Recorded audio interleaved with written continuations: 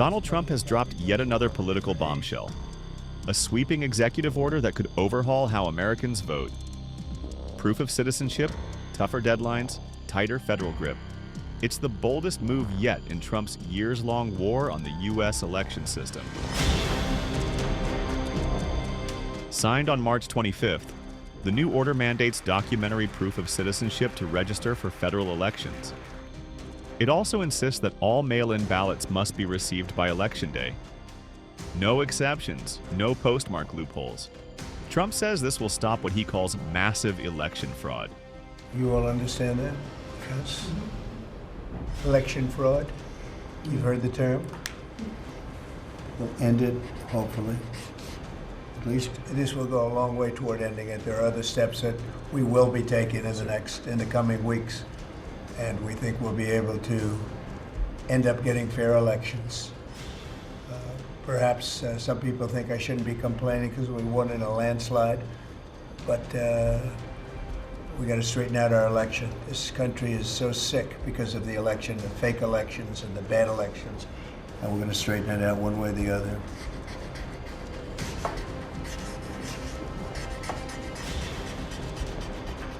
And it's an honor to sign this one. To sign all of them, but to sign this one is a great honor. But critics argue this is a solution in search of a problem. Actual voter fraud in the U.S.? Extremely rare, according to years of data. Here's the catch. An estimated 21.3 million eligible U.S. citizens. Nearly 9% of voters don't have immediate access to the required documents. That includes married women with mismatched IDs, senior citizens, low-income voters, and more. Voting rights groups are already warning. This could disenfranchise millions. Trump's order directs powerful federal agencies, including Homeland Security, the State Department, and Social Security, to share data with states to track non-citizen voters. It also tells the Attorney General to prioritize cracking down on election crimes, especially in states that don't cooperate. And there's more. The order threatens to cut federal funding to states that don't follow these new rules.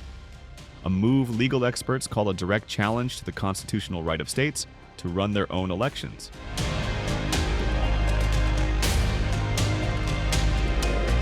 The order also takes aim at technology. It tells the U.S. Election Assistance Commission to revise guidelines and ban voting systems that use barcodes or QR codes in vote tallying. In states like Georgia, QR codes are widely used for in-person voting. Now, those systems could be deemed non-compliant, jeopardizing billions in federal funding. The legal blowback has already begun. Colorado's Secretary of State called the order unlawful.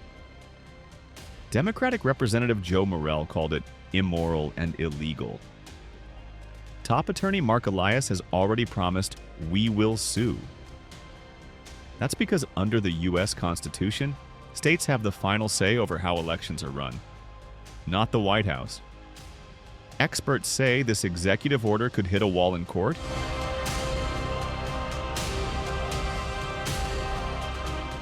Supporters, mainly Republicans, say this is about restoring faith in elections.